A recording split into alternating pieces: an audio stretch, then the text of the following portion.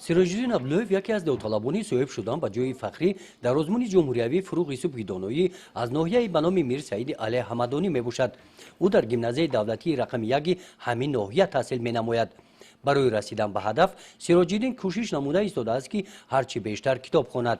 از این رو بعد مشغولیت‌های درسی هم قسم زیادی وقت خالیگیش را در کتابخانه می‌گذراند. وقتی که اساسگار صلح و وحدت ملی پیشوای ملت محترم امامی رحمان فروغ صبحی دانایی را اعلام کردند، من شوق و هوس کتابخوانی به من زیاد شد و من می‌خواهم در همین آزمون اشتراک نمایم از نمونت ادبیات کلاسیک. من زیاده از 70 کتاب را خواندم و می‌خواهم تا آخر سال همین را به صدر رسانم. کتابخانه گیمنازیا نو تشکیل است. با دستگیری شخصان سخاوتمند رفع خالگی کتابخانه با کتاب‌های نو پر گردیده تعداد شماره کتاب‌ها سال تا سال زیاد می‌گردند.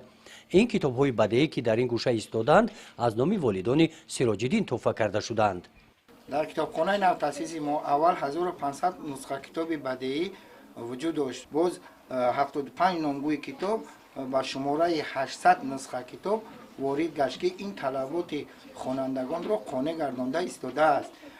حکومت مملکت فروغ صبحی دانایی را براه مانده است که خواندن در کتابخانه ما از حساب خوانندگان افزوده ایستاده است. اگرچه در میان طوفان و موج بحرها بودند، ولی آمد به گوش من صدای رودها. در این مؤسسه تعلیمی نفرانی که در آزمون جمهوریوی فروغ صبحی دانایی خواهش اشتراک نمودن را دارند هوسمند گردانیده میشوند. برای دستگیری آنها مأموریت مکتب شرایط‌های مساعد فراهم آوردند. هر هفته خوانندگان گیمنازیای ما برای درست گذرانیدن آزمون آمادگی داشته دادند و هر هفته چهاربینی گذرانده می شود و در چهاربینی ها مهارت شعرخوانی خود را نشان می دهند.